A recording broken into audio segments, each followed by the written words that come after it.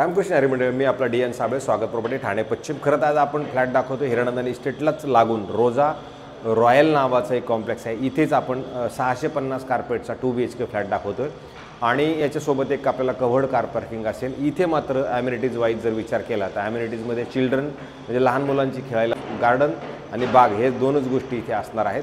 खरं तर ground plus 16 माळ्याची building आहे। आपण हायर फ्लोअरला फ्लॅट बघतोय।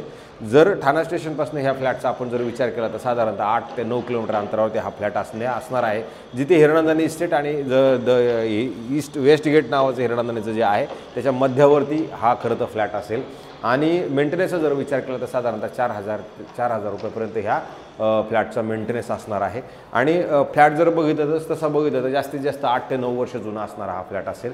आणि जर फ्लॅटची आपण एंट्रीचा जर विचार केला तर ज्यावेळेला आपण कंपासद्वारे बघणार आहोत त्यावेळेला साऊथ ईस्ट बाहेर जाताना असणार आहे याची एंट्री, साऊथ ईस्ट एंट्री बाहेर असणार आहे। ज्यावेळेला आपण कॉम्प्लेक्सच्या घराच्या बाहेर येणार त्यावेळेला तुम्हाला 2 लिफ्ट आणि एका फ्लोअरवरती 6 फ्लॅटचं प्रावधान ह्या बिल्डरने इथं केलेलं आहे।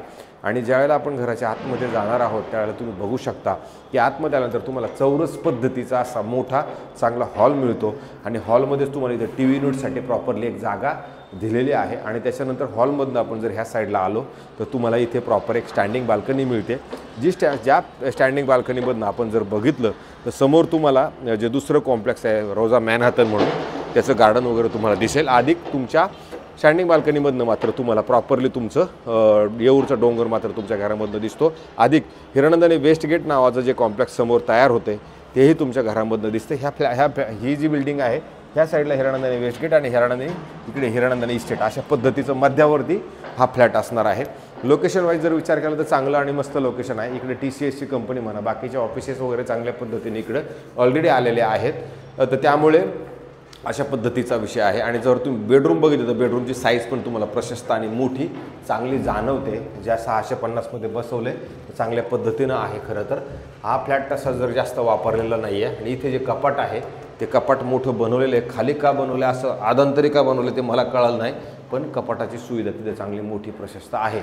पण ह्या साईडला परत आपण जर आलो तर तुम्हाला इथं प्रॉपरला असं एल शेपमध्ये असणारं किचन आहे। किचनची साईज पण जर बघितली तर ती मोठी आणि चांगल्या पद्धतीची आहे, जिथे क्रॉस व्हेंटिलेशनसाठी एक खिडकी पण या साईडला लागलेली ऑलरेडी आहे। अशा पद्धतीचं हा आपलं किचन असणार आहे। आणि किचनच्या जेव्हा आपण बाहेर येणार आहोत त्यावेळेला किचनच्या इमिडिएटली या साईडला जर आलो तर आपल्याला इथे एक बाथरूम, वॉशरूम, टॉयलेट अशा पद्धतीचं चांगलं सुंदर डेकोरेटिव्ह केलेलं तुम्हाला इकडे बाथरूम पण चांगलं पद्धतशीर मिळतंय। आणि त्याच्यानंतर जेव्हा आपण ह्या बाथरूमच्या बाहेर येणार आहोत त्यावेळेला इमिडिएटली तुमचा हा बेडरूम चालू होतो। आणि बेडरूम चालू झाल्यानंतर तुम्हाला इकडे पण एक बाथरूम, वॉशरूम, टॉयलेट असं मोठं चांगल्या पद्धतीचं ह्या साईडला पण दिलेलं आहे, जिथे गिझर वगैरे सगळं आपल्याला लावायची गरज पडणार आहे। फ्लॅटमध्ये तसं जर बघितलं तर सगळ्या इंटेरियर डेकोरेशन ह्या सगळ्या गोष्टींची कामं करण्याची नक्की मला वाटते गरज आहे।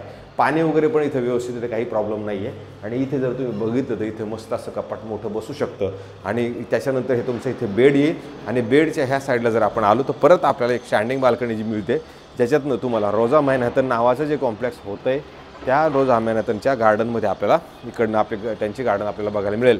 अधिक जर ह्याच्यातनं जरी बघितलं तर तुम्हाला परत एक येऊरचा डोंगर म्हणा ह्या सगळ्या गोष्टी तुम्हाला इकडनं नक्की मिळतात। अशा पद्धतीचा खरं तर हा फ्लॅट आहे। ह्या मालकाने आपल्याला सांगताना सांगितले 1,15,00,000 रुपये किंमत सांगा। आणि मग ज्यावेळेला एखाद्याचं लोन, त्या सगळ्या गोष्टी, पैशाचं मॅनेजमेंट, त्या सगळ्या गोष्टी कशा आहेत, काय आहेत ते सगळं बघून मग ते निगोशिएशनचा पाठ घेऊन करतील। अशा पद्धतीचे आम्ही रोज काही ना काय आपण करण्याचा प्रयत्न करतोय। मला असं वाटते तुम्हाला सगळ्यांना मी हात जोडून नम्र विनंती करतो की मला ते थोडंसं जास्तीत जास्त सबस्क्रायबर्स करा, जेणेकरून मला असं वाटेल की मी जे काम करतोय तो राईट वेमध्ये काम चाललेलं आहे। नाहीतर मग ते मनाला कधी धक्का लागतो की यार आपण करतोय खरं पण लोक खुश नाहीत की काय। सो मला असं वाटतं तुम्ही आम्हाला जास्तीत जास्त सबस्क्राईब करा, हे तुम्हाला सगळ्यांना हात जोडून नम्र विनंती करतो। तुर्तास थांबतो मंडळी। रामकृष्ण हरी।